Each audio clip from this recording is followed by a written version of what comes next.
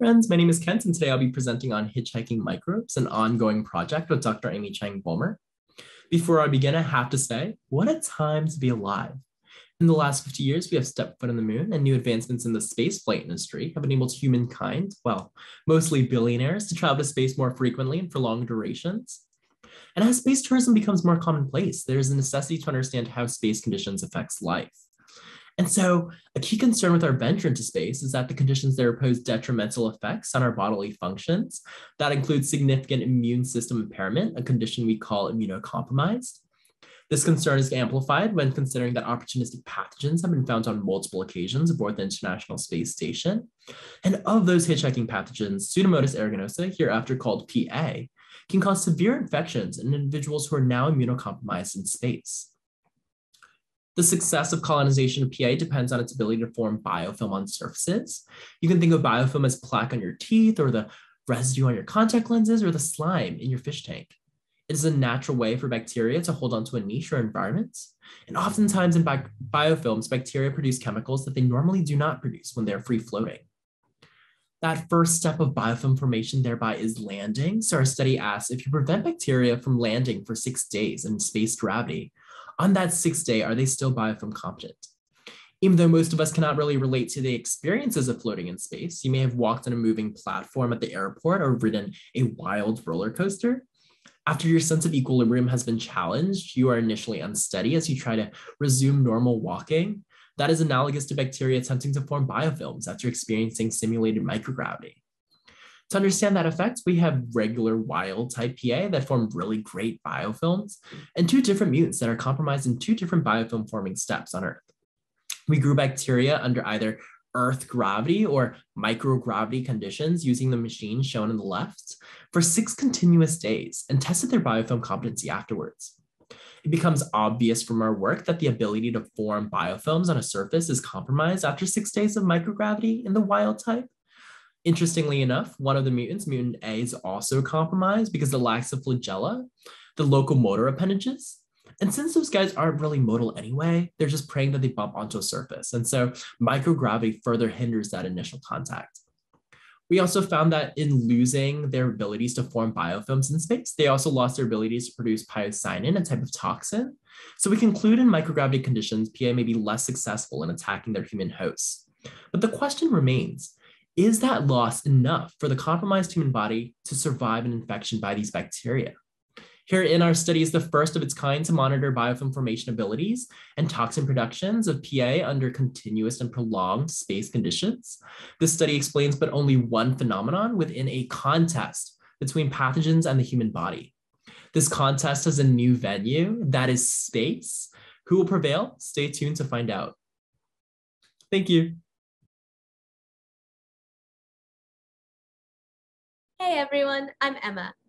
Have you ever wondered what it was like to be a 10-year-old student in a French school in the 1800s? If so, the next few minutes are going to be great for you.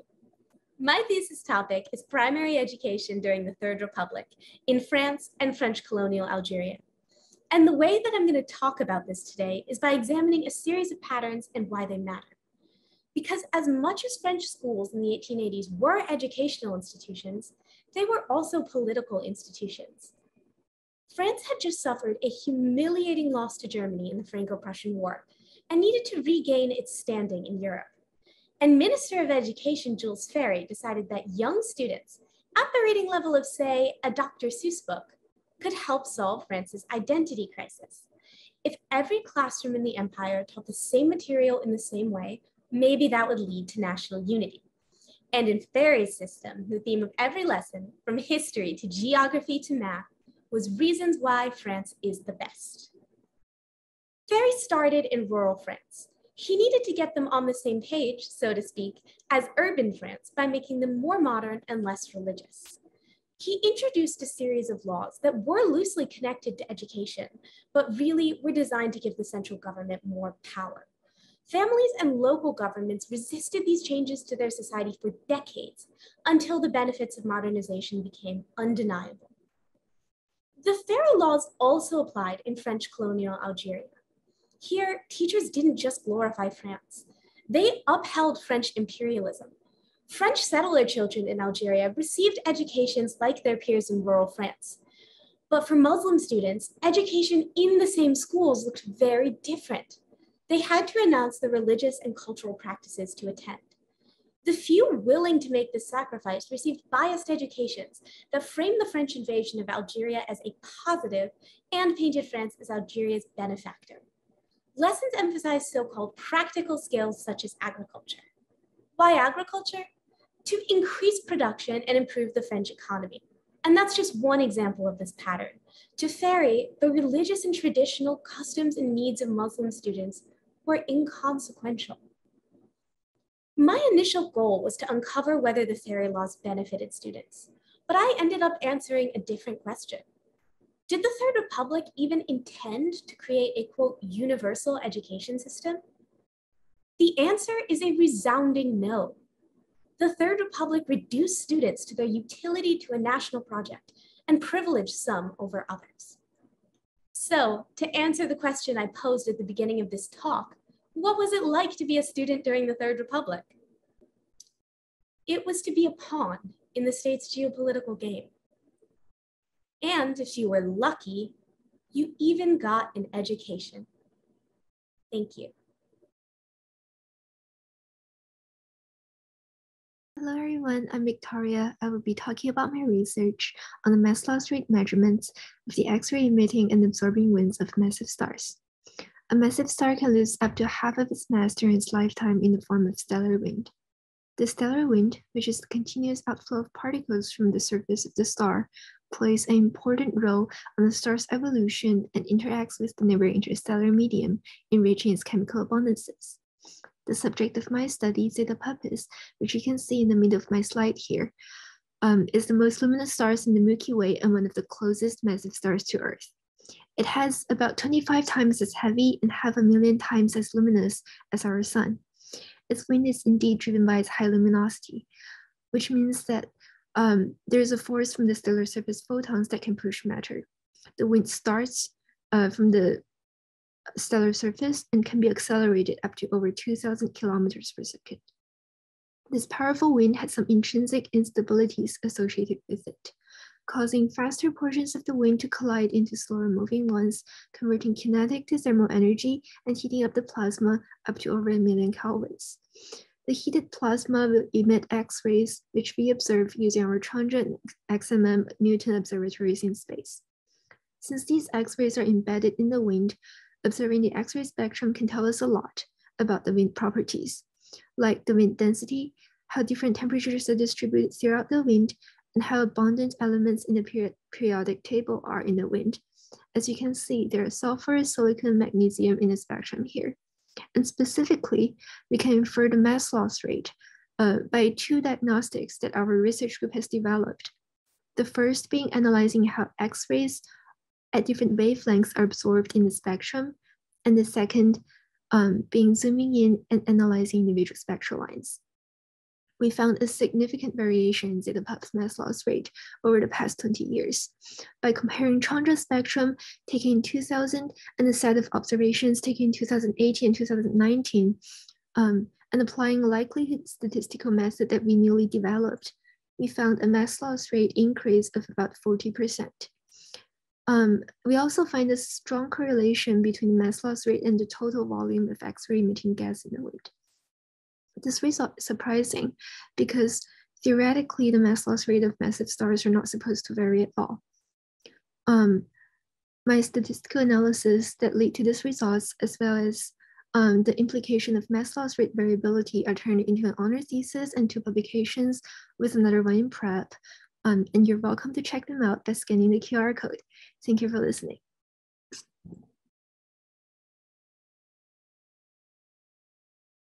Hi, my name is Hannah Sobel, and I am an opera performer and composer. I love opera because of the way music can be used to amplify certain emotional story beats. For example, an aria in opera is a song where the character steps out of the storyline for a little bit and sings for a couple minutes about their emotions. One of the things that I care the most about in my operas is accessibility. I care that every audience member, young or old, a first-time opera goer or a 100th time opera goer, is going to be able to enjoy my piece. There are ways that you can ensure that this happens. One is by making sure that the storylines are relatable.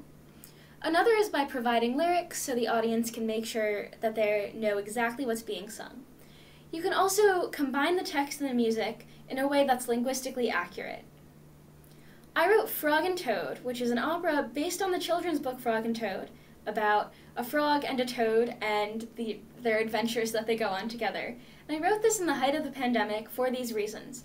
I wanted everybody, when we were stuck at home, to have something that they could watch and enjoy. In this opera, it's springtime and Toad's been asleep all winter, and Frog really wants to go out and enjoy the spring with Toad. And he lists to Toad all of the reasons that he should be excited about spring. And his song is this.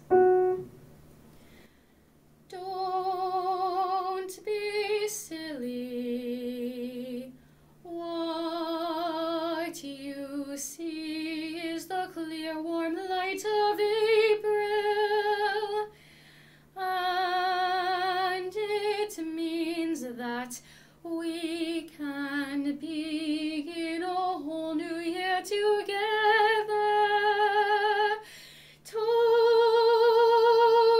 think of it.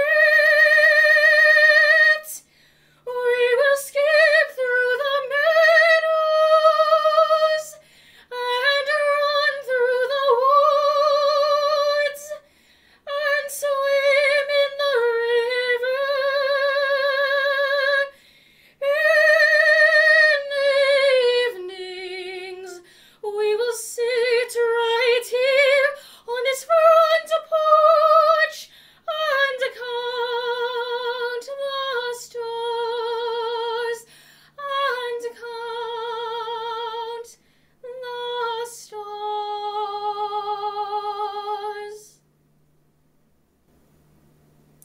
I hope you've enjoyed the frog aria from my opera Frog and Toad.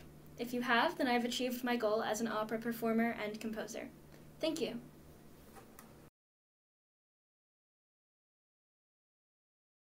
Hello, everyone. My name is Bill Dengler.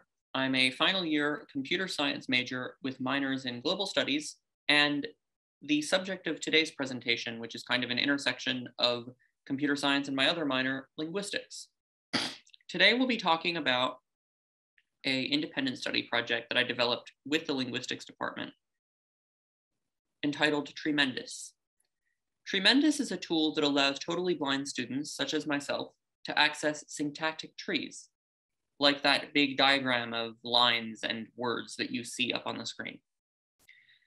Tremendous allows us to access these sorts of diagrams that have been historically really hard for us to navigate and review. Typically, we've either used tactile diagrams, which are really expensive, not always the easiest to produce, not always the easiest to read, or kind of ad hoc systems that people develop and set up, which take time and resources.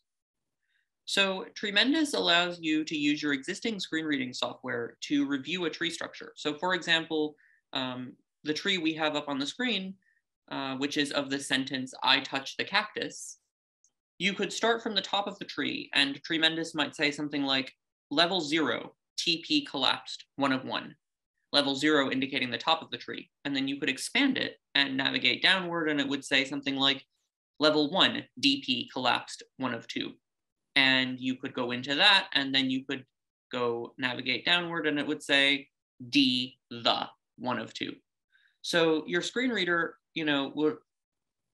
would allow you to expand and collapse the different levels of the tree using a familiar interface for screen reader users. If you've ever used a file manager or a registry editor, you're familiar with the sort of tree view control that Tremendous uses.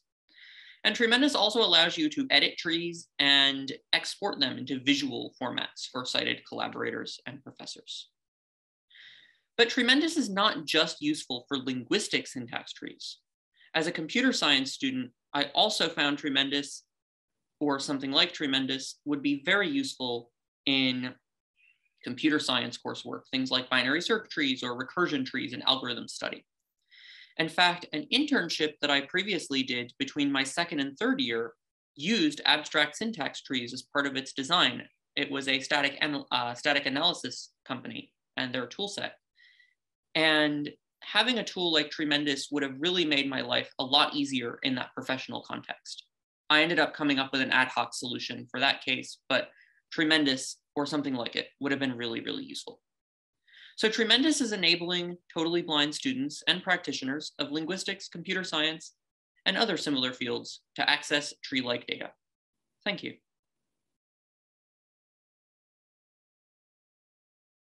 Good afternoon, everyone, or morning or evening. My name is Abigail Bautista. I'm a high school English teacher, and my project speaks extensively about what this means to me in my practice. But first, let me take you back to the first 10 minutes of my American literature class on November 16, 2021, where I had students respond to the following question that you see on the screen. If I told you that the material we are studying in our next unit could cause me to lose my teaching license in several states, what do you think we're going to be learning about? Now, most of my students' answers could be summed up in the following 3 categories: how to make drugs, racism, which was the closest guess, and how to weave baskets underwater.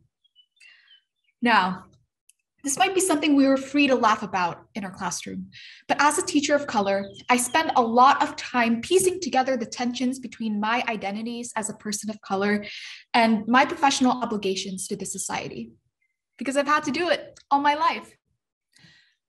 Looking back at my own teaching practice, being Filipino has taught me a lot about how to work with fragments, as we're often described as a people who don't have a distinct identity of our own. It shows up in my approach to instruction. My tastes in literature and media have sent students around the world on multiple occasions. I draw insights from students, teachers, and my peers in my planning process. I take random fragments of conversation and anecdotes and turn them into lessons for my students and myself so that they get a chance to explore their identities as readers, writers, and thinkers through the joy of learning alongside their peers. This has been my way of picking up the pieces. A commitment to ensuring that students feel seen and heard for who they are. But in living up to the promise of this commitment, my project further explored the ideological work that goes behind selecting texts for curriculum.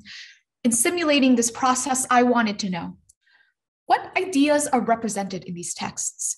How are these ideas constructed by the language that we use? And how does my own positionality affect how I decide what is worth learning from a text? My findings focused on articulating linguistic constructions of contradiction, framing, inclusion, exclusion, ridicule, and veneration. Although these findings might seem relatively minor, language enacts a cruel violence on students. This is the kind of reality where freedom really means ongoing colonization, and democracy is used as justification for empire. What does it mean for students to internalize the politics behind this through the mundane act of reading a text? And what can I do as a teacher to encourage students to articulate these moves in ways that allow them to reimagine and reframe how they see the world? And in that work, how can I invite students to salvage the fragments that remain in order to create something more than what we are? To quote James Baldwin, "The purpose of education is to create in a person the ability to look at the world for themselves, to ask questions of the universe, and then to learn to live with those questions." In selecting texts for my future lessons, I want to make sure that my practice lives up to this promise so that I can really, truly, and honestly meet the needs of my students, regardless of who and where I decide to teach. Thank you.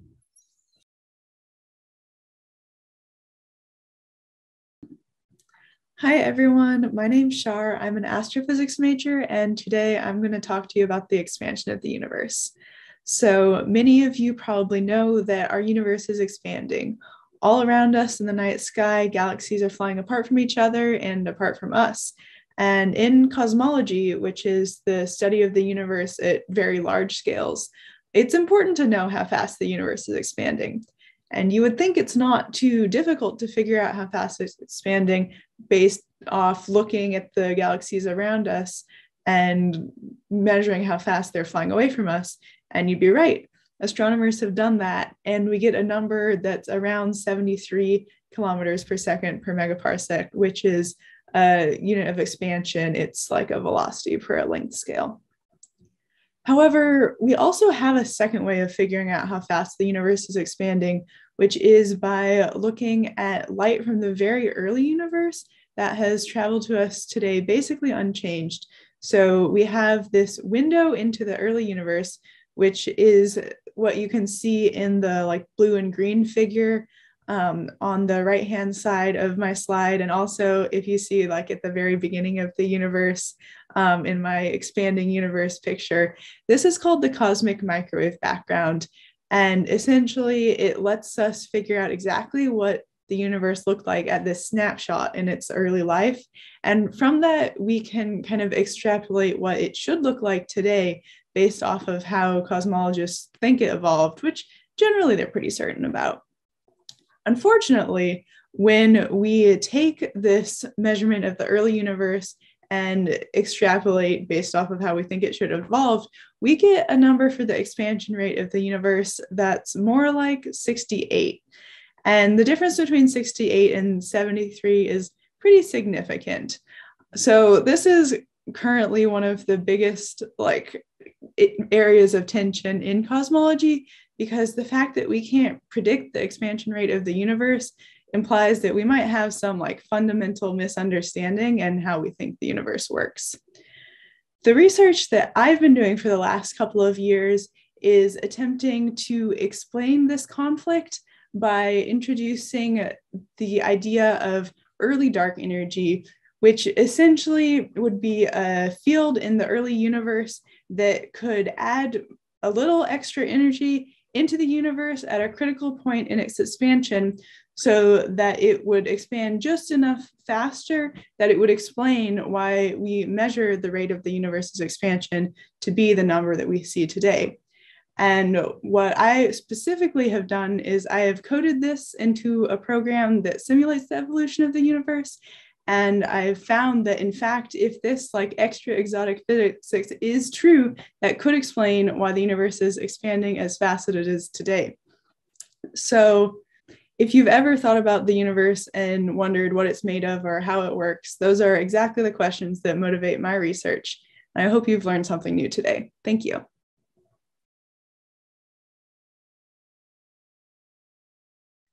Hi everyone, I'm Mia Limmer and I'm an honors linguistics major. If you speak or have ever studied a language like Spanish, French, or Russian, you know that some languages use grammatical gender to divide nouns up into categories. Often these categories are mostly arbitrary. A table is feminine in French and masculine in German. But in nouns about people, they tend to align with social gender categories. Words meaning woman tend to be feminine and words meaning man tend to be masculine. In German, which has masculine, feminine, and neuter grammatical genders, many of these nouns about people have a base grammatically masculine form and a second grammatically feminine form derived from the first. Since many speakers associate a noun's grammatical gender with the social gender of the people it's talking about, there have long been efforts to create new forms that move beyond the masculine-feminine binary.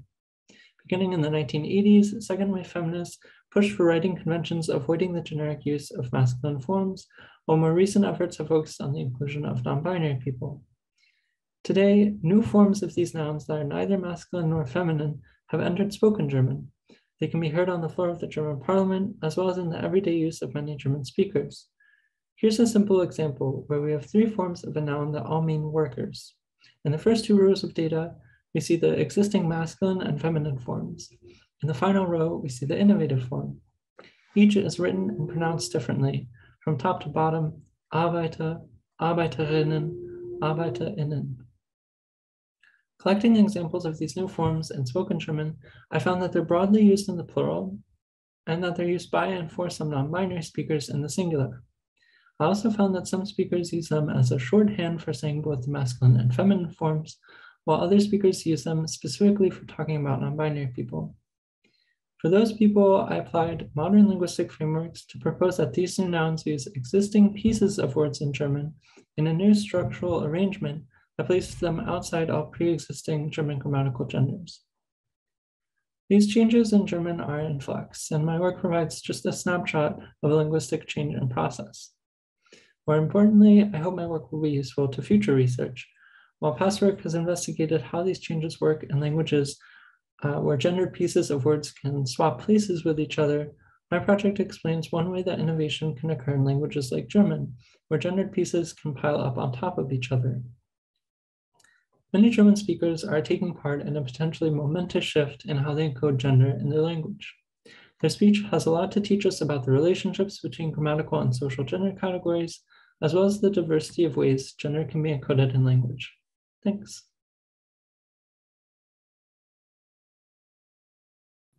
Hello, everyone. I want to share my senior thesis with you. The United States has spent billions of dollars in Afghanistan over the past 2 decades of its intervention on what is known as the state building process. It involves reconstruction, creating and strengthening political institutions and developmental projects. The questions it led me to is, why did the US-led state building process fail in Afghanistan and resulted in the swift Taliban takeover of Afghanistan in August 2021? In my thesis, I examined the role of private contractors in implementing these mega state building projects.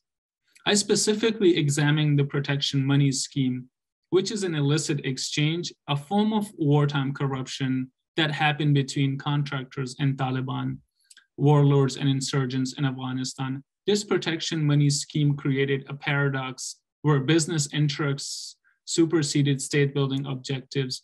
I argue that this protection money scheme created a paradox where private contractors undermined the state building process in Afghanistan.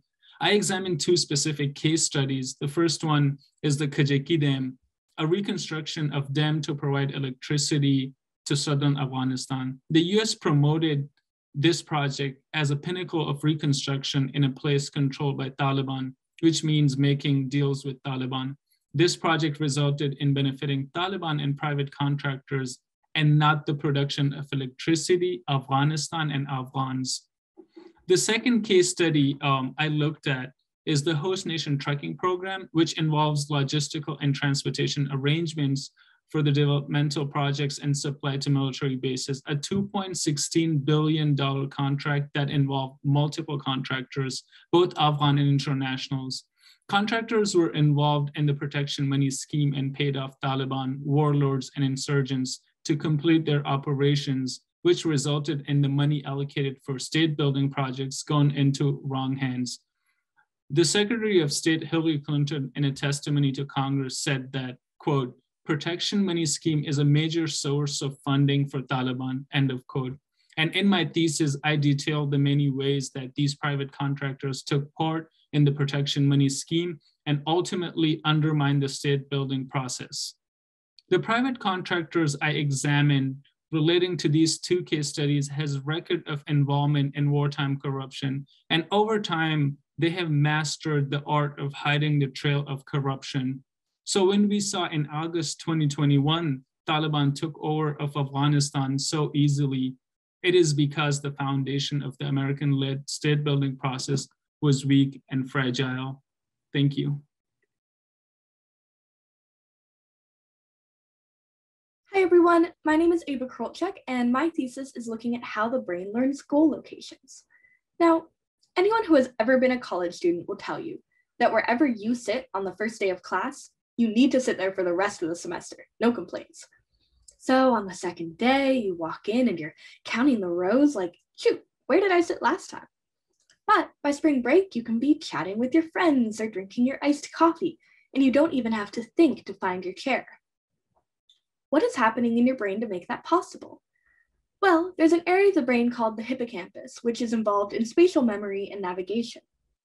Once you've spent some time in a place, like a classroom for instance, your hippocampus forms a map of it using these special neurons called place cells. As an example, if I were to walk around a classroom, I'd have a different place cell active at each step, one by the whiteboard and one by the clock. My brain would know where I am at any point, which is really cool, right? But there's something missing. Knowing where I am doesn't tell me where I need to go. My internal map must have some way to remember goal locations. And as recently as 2018, my advisor, Professor Gauthier, actually discovered that way. He found that there is a subpopulation of place cells called reward cells, which are consistently active before rewarded locations.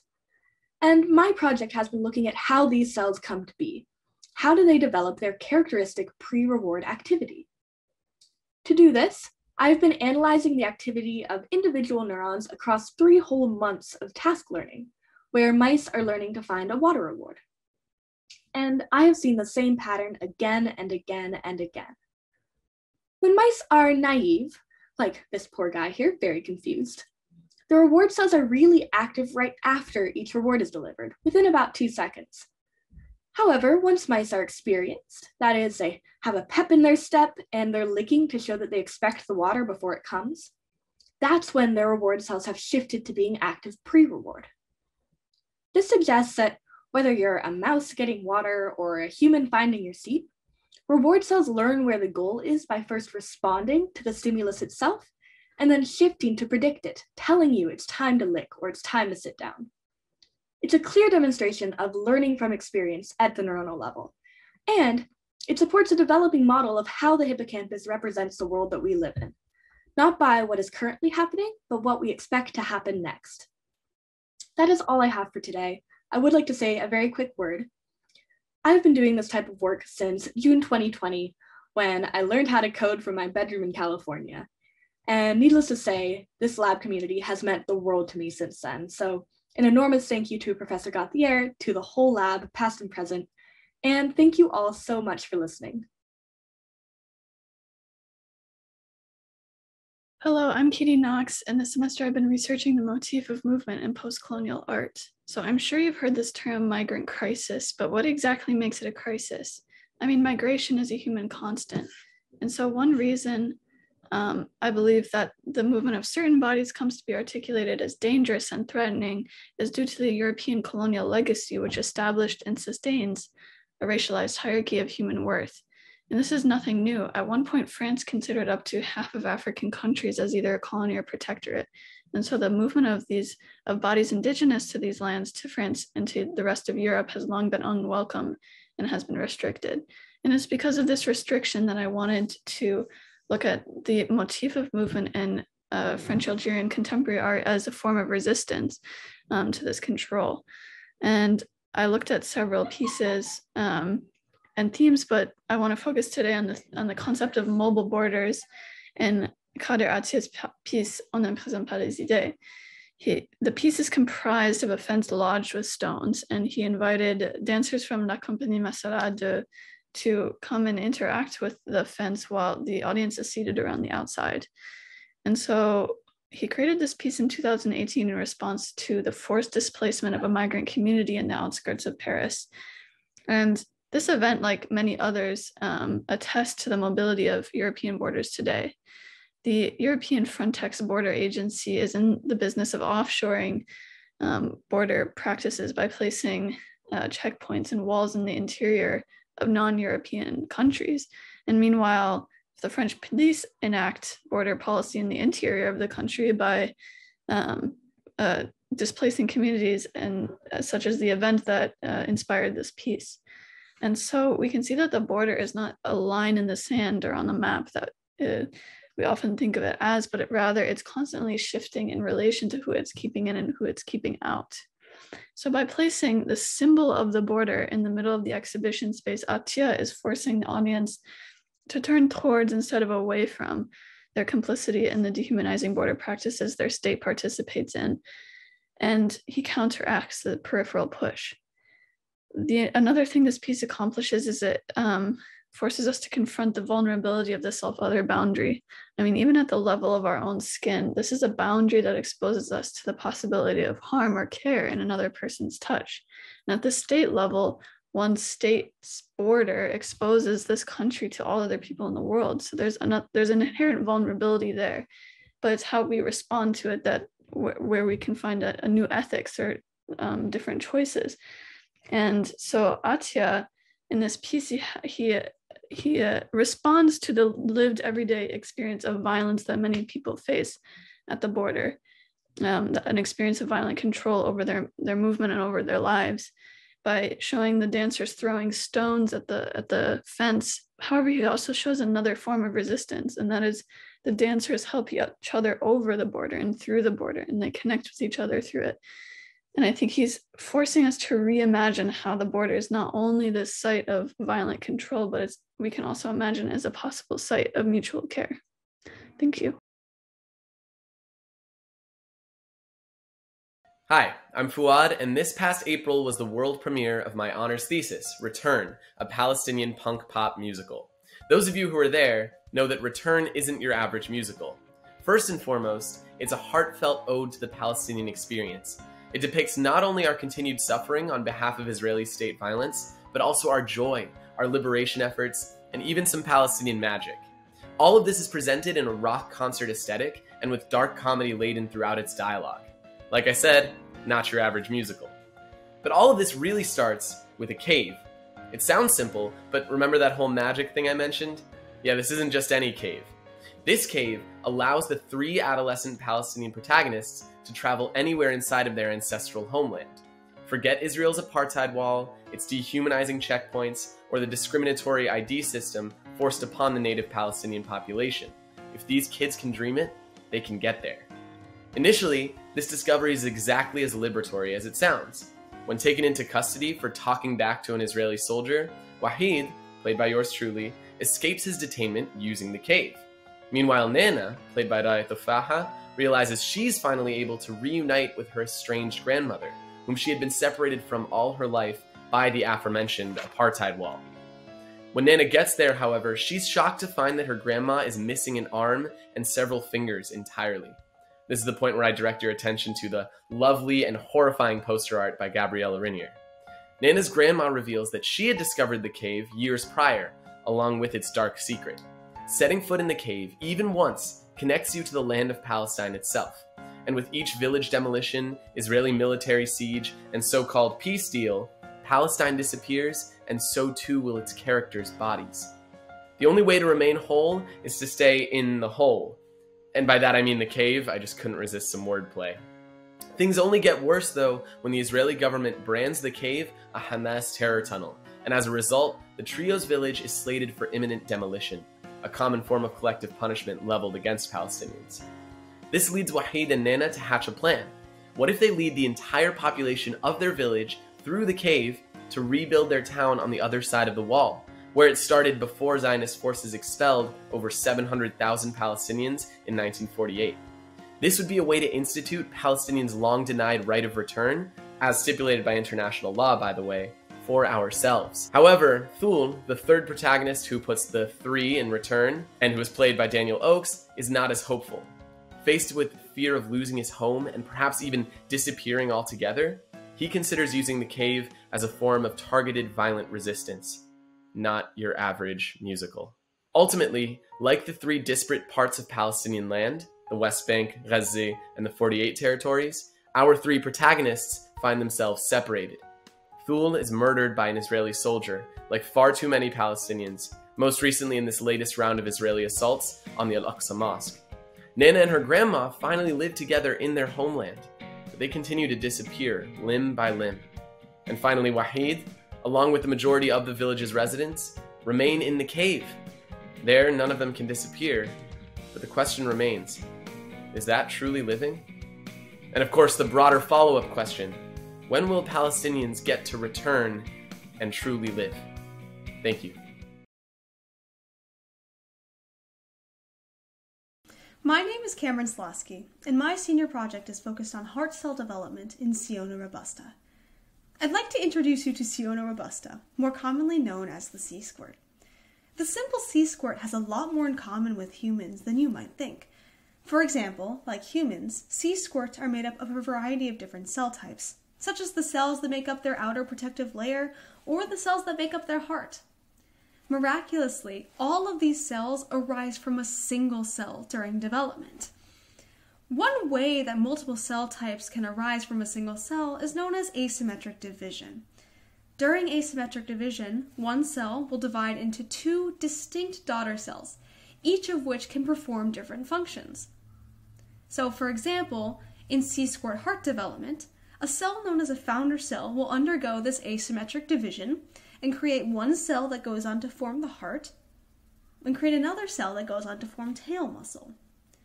And the way that this occurs in the sea squirt is through a process called membrane receptor trafficking. Receptors are proteins that are located around the exterior of a cell and allow the cell to sense its environment, much like our eyes allow us to sense our environment. During cell division, these receptors are physically taken in off of the membrane and differentially redistributed only to the cell that's going to become the heart cell. Now, how does this happen? Well, there are two potential pathways that these receptors can undergo once they've been taken into the cell. The first pathway is known as recycling. What that means is that those receptors can be redistributed back to the membrane, so they return to commission and they're allowed to go sense their environment again. Another option is receptor breakdown. So instead of being returned to the exterior of the cell, those receptors are broken down. My project has been looking at how receptor breakdown and receptor recycling dictate how receptors are differentially moved from one side of the cell to the other.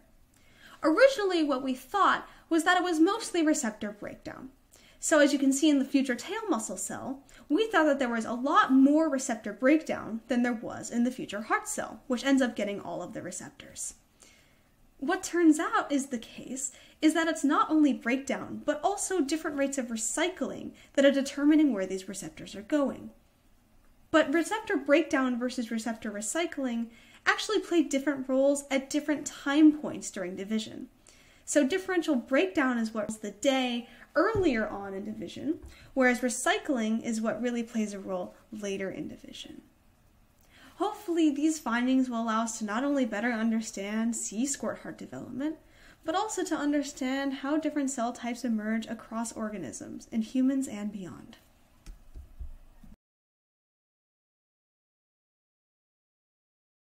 Hi, my name is Emma Parker Miller, and as everyone watching this probably knows, vaccines have been a huge development in saving lives during the COVID-19 pandemic. Vaccines help train the immune system to recognize a viral infection and make antibodies that can neutralize the virus and prevent it from spreading. However, there's no vaccine that currently exists against HIV. HIV disproportionately impacts segments of the LGBTQ+ community, especially people of color, and vaccines would be really helpful in bridging some of the healthcare inequalities that exist among certain patients, but efforts to develop a vaccine have so far been unsuccessful. One of the reasons for this is that HIV mutates extremely rapidly, meaning that many different variants of the virus exist around the world, and once a person is infected with HIV, the virus can continue to mutate inside of their body so that their antibodies are no longer effective against it. However, a small set of patients develops what are called broadly neutralizing antibodies, which can target diverse viral strains and continue to be effective against the virus even as it mutates. So you can imagine how useful it would be to have one antibody that could protect a person against almost any variant of the virus that they might encounter. Broadly neutralizing antibodies are therefore a goal of vaccine design, but their development process is long and not very well understood. My research lab seeks to understand this process in one patient who had HIV, and my research focuses specifically on an antibody that was present early on in this process called a cooperating antibody. Cooperating antibodies are an important part of the development of broadly neutralizing antibodies because they interact with the virus early on in the process and guide its evolution in a way that makes them more sensitive to broadly neutralizing antibodies. I was able to characterize the structure of a cooperating antibody binding to the spike protein on the surface of HIV, using a powerful electron microscope that can visualize tiny particles like these proteins. On my slide, you can see these blobs corresponding to the spike protein of HIV and the cooperating antibody up there.